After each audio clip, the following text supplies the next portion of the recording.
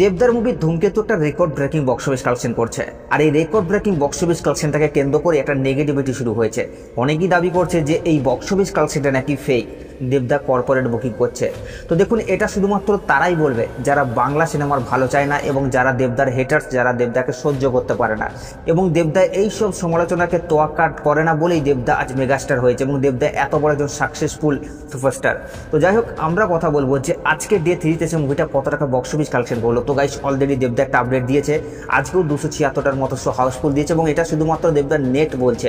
দেবদা যদি পুরো ওয়েস্ট বেঙ্গলের হাউসফুল লিস্ট বলে তাহলে আমার মনে হয় আরও বেশি হবে, কারণ এমন অনেক জায়গা আছে যেখানে বুকমাই শোতে অ্যাড করা নেই, সেই শোগুলোও কিন্তু হাউসফুল যাচ্ছে।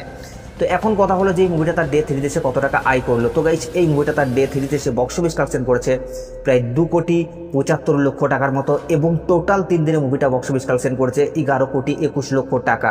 তবে আমি যে আপডেটটা দিলাম এটা শুধুমাত্র পশ্চিমবঙ্গের গ্রস বক্স অফিস কালেকশন। তো এই বক্স অফিস কালেকশনটা নিয়ে আপনাদের কি মতামত, আপনারা নিচের কমেন্টে অবশ্যই জানাবেন।